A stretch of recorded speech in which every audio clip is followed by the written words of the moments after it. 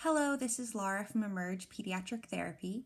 I have teamed up this week with my coworker Jackelyn Rockwood to give you all some information on how to potty train your children who have complex communication or complex physical needs.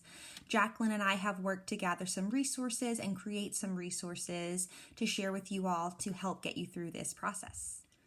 So the first step when you want your child to start getting potty trained is to set expectations. One of our favorite ways to set expectations at Emerge is to create a social story. So a social story is a book that you can read together with your child that talks about what you can expect and what you can do in particular situations. So in this case, it would be for potty training. We have created a social story template that is attached in our blog post. So we encourage that you download this and read this frequently with your child to get them ready for the idea of potty training. This doesn't have to be at a time when you are actively potty training. It can be a bedtime story, a story throughout the day, just getting them ready and prepared for the idea. It is recommended that you, if you're able to, that you go and you add pictures of your child to the book. So right now we have lots of clip art images, so it's generalizable to lots of different kids, but social stories can be especially successful if a child sees themselves in it and can see themselves in that situation. The next thing you'll want to do is figure out times that you want to work on potty training. So oftentimes it's recommended that you insert these training breaks into your routine.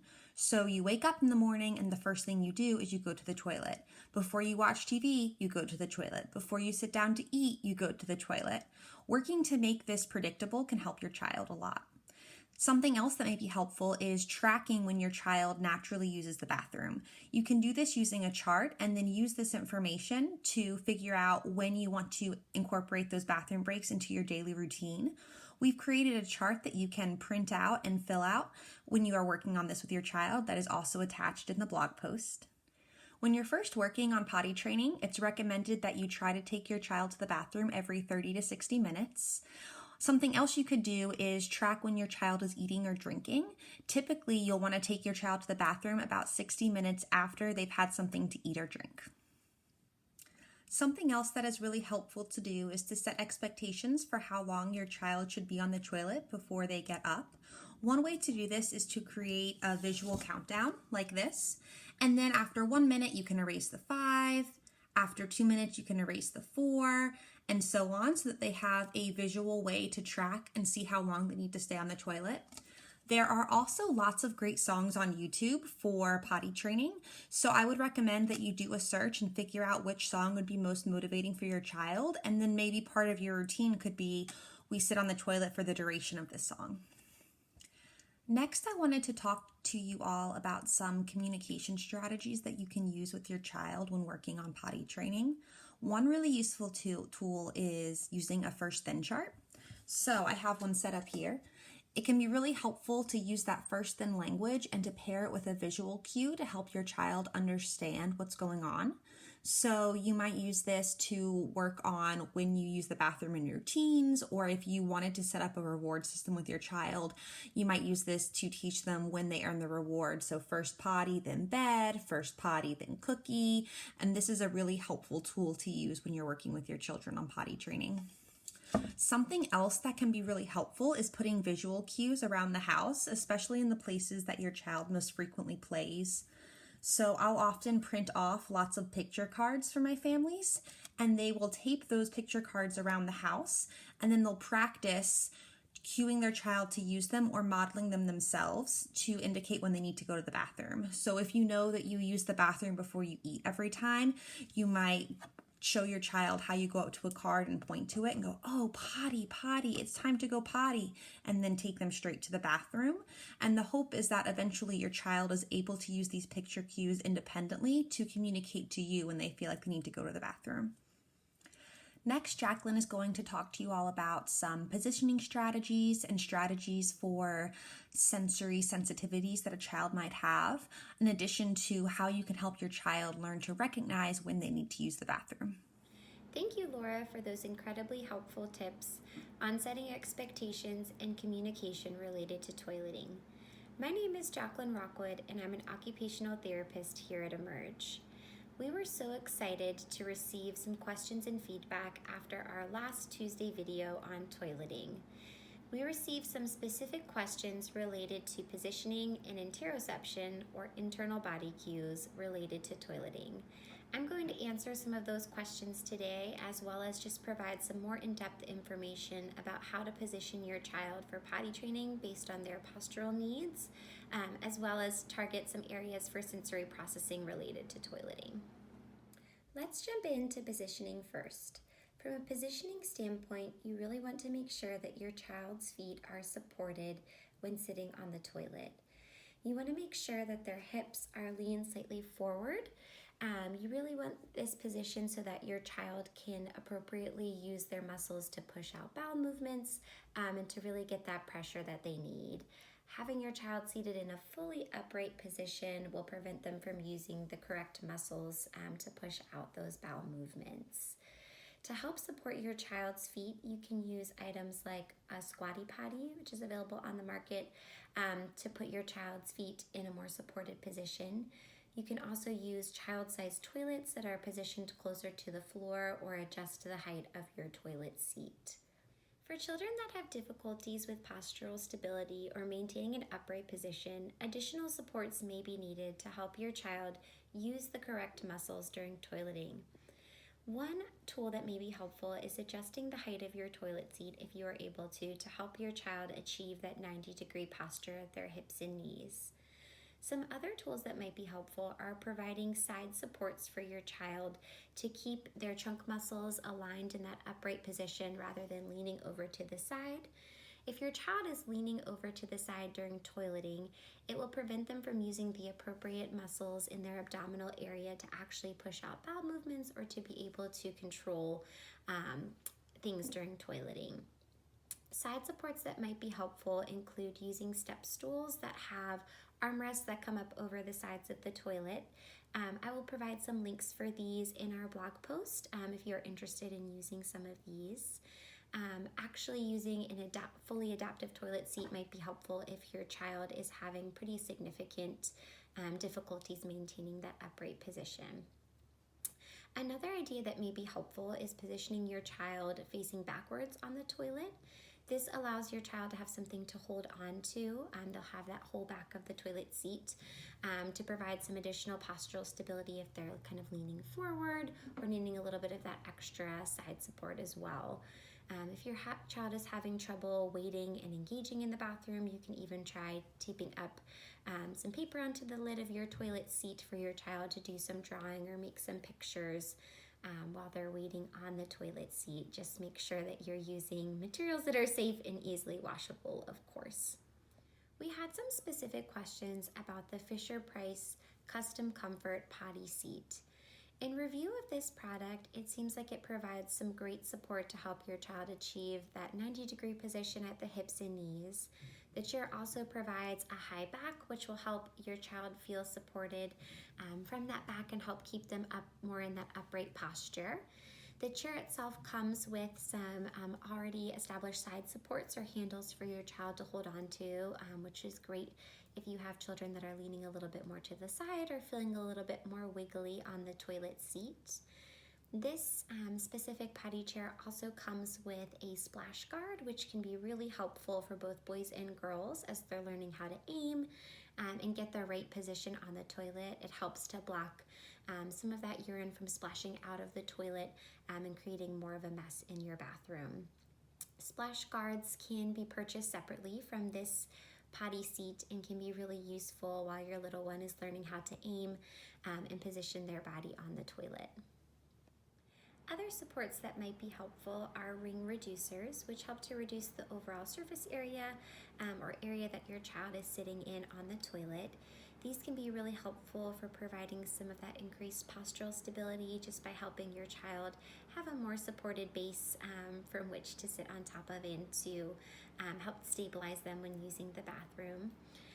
Ring reducers can be really helpful again for those children that are leaning a little bit more to the side or just feeling nervous about even falling into the toilet or feeling like that area or opening in the toilet is just a little bit too big for their small bodies.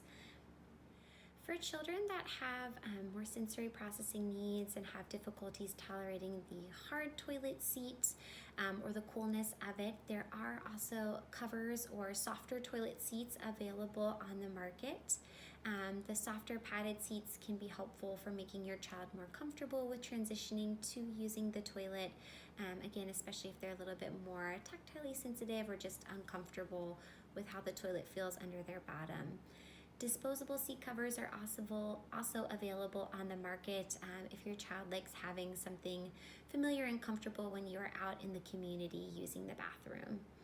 Next, we will talk about some additional tips that may help your little one in transitioning into toilet training. When starting toilet training, you may find it helpful to move away from diapers earlier in the process. Switching to big kid underwear can help your child really notice those differences between wet and dry. Your child will likely feel a lot more uncomfortable when having an accident in their underwear instead of the diaper, since the diaper tends to absorb a lot of those materials, as its job is, and really help your child be motivated a little bit more to use the toilet.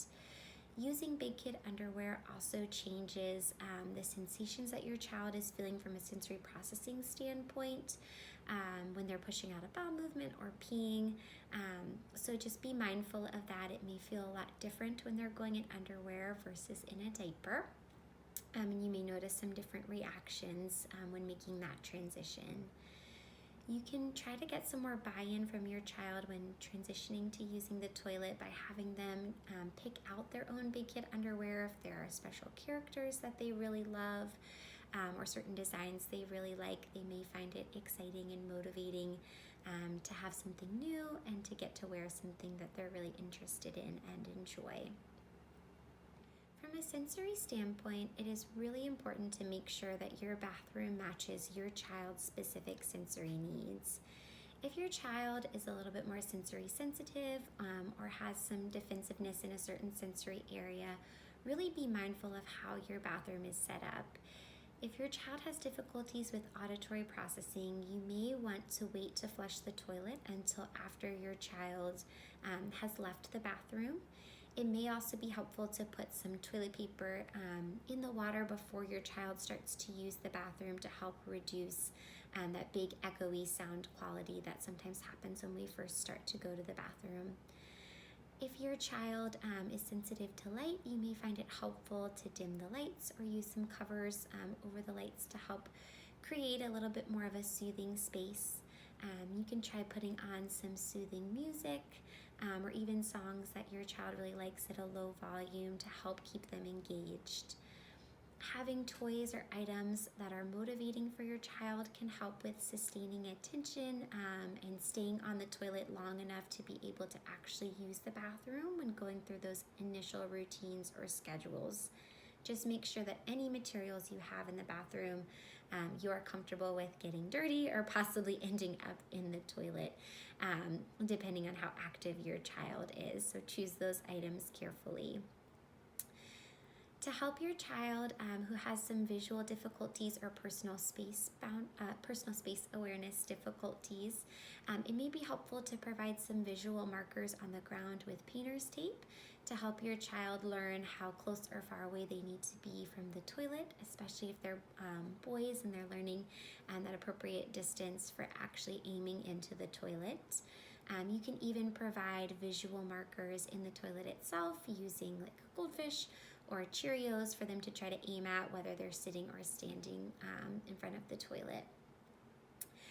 Other things that may be helpful to increase motivation with toileting are using a couple drops of food coloring in the toilet water. Colors like blue will help turn to green once your child is voiding in the toilet and can make it a little bit more visually engaging for children as well. One area of sensory processing that can really impact toilet training is our sense of interoception. This sense involves all of the signals and messages that we get from the organs on the insides of our bodies. These messages together alert us to if we're feeling different emotions, if we are hungry or full, hot, cold, and if we need to use the bathroom. For children that have differences in interoceptive processing, they may have difficulties understanding when they need to use the bathroom and recognizing those body cues that let them know that they need to go, and they either might be running to the bathroom in more of an emergency state, or they might be missing going to the bathroom altogether and having frequent toileting accidents. To help children that have differences in interoceptive processing, I really like to use an approach by Kelly Mailer, who has done some research and work in the area of interoception and actually developed a full curriculum for working with children in this area. Her approach focuses on a few different steps. The first step is really providing education both to the families as a whole and to the children on, what interoceptive processing is, what some of these cues are.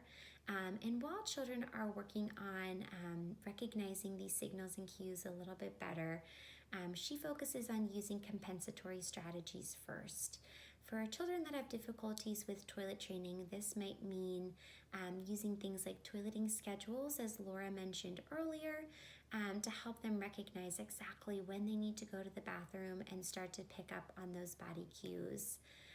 Another thing that might be really helpful for families to work on is having parents or siblings really verbalize and model those cues that they're feeling to help the child recognize those same cues or similar cues within their own body. Like before, mom or dad go to the bathroom saying, "Oh, wow, I'm noticing that my legs are getting really wiggly and I'm feeling pressure in my stomach." Starting to really educate that child on what those body cues are. The next step in the process is for the child to really start to understand and learn about those cues on their own. A tool that we love to use at Emerge is a body scan. To make this at home, you can just draw a picture of a person on a piece of paper, or just talk about it with your child and go through all the different parts of the body from the head down to the toes, and see if there are any changes or anything that's feeling a certain way. For toileting, we really want to focus on that stomach area, arms and legs. I know some of the kids I've worked with have even mentioned that after holding it for a while, they notice that they start to get pretty significant headaches, or just feeling a lot of fullness and pressure all over in their bodies. And working on these body scans can really help your child learn to differentiate which body cues go with needing to use the bathroom. Body scans can be helpful tools to use through different times of the day, before and after different activities, or if you're following that toileting schedule, before or after meal times, to really help your child learn to recognize those different signals. And then as your child starts to recognize what those cues are for using the bathroom, being able to apply those and being able to get to the bathroom a little bit faster each time. For some kids, it's really hard even to recognize those cues when engaged in a highly preferred activity, or something that's really grabbing their attention. So using Kelly Mailer's approach can really help your child learn to recognize those cues more quickly, and learn to really direct their attention towards those, to stop those preferred tasks and transition to the bathroom a little bit more quickly. For kids that are having a really hard time in that area, you may need to use some more of those compensatory strategies, like setting timers during highly preferred tasks, like watching videos on the iPad, so that your child has those breaks built in to check in with their body and really listen to what their body's saying to get to the bathroom. If the activity is one that's able to be brought with them to the bathroom, that could be another compensatory strategy too. If your child is finding it hard from an emotional regulation standpoint to fully stop that task before going into the bathroom and coming back out. If you would like to learn more about interoceptive processing, or are interested in some more activity ideas related to toileting, there are two resources that I really like to use in my own daily practice. One is Kelly Mailer's book, Interoception, the Eighth Sensory System. This is a really helpful resource for learning just more about this sensory system in general and all the ways that it impacts our lives. She also has a workbook curriculum and some activity cards that go along with that book as well. The other resource that is really helpful for a little bit of our younger children is Interoception, the Way I Feel, Sensing the World from the Inside Out. And this book provides some really great pictures for those internal organs and with cute names to really help engage younger children and provide some great activity ideas that can help support your child in many different activities of daily living skills. We really appreciate you watching this video today. If you have more questions about toilet training with your little one or even your older child, please feel free to write in and ask us questions or call in to schedule an appointment or a screening. We will also have a blog post available that goes along with this video that will have some more information about the topics that Laura addressed and have some links to some of the equipment that I shared as well.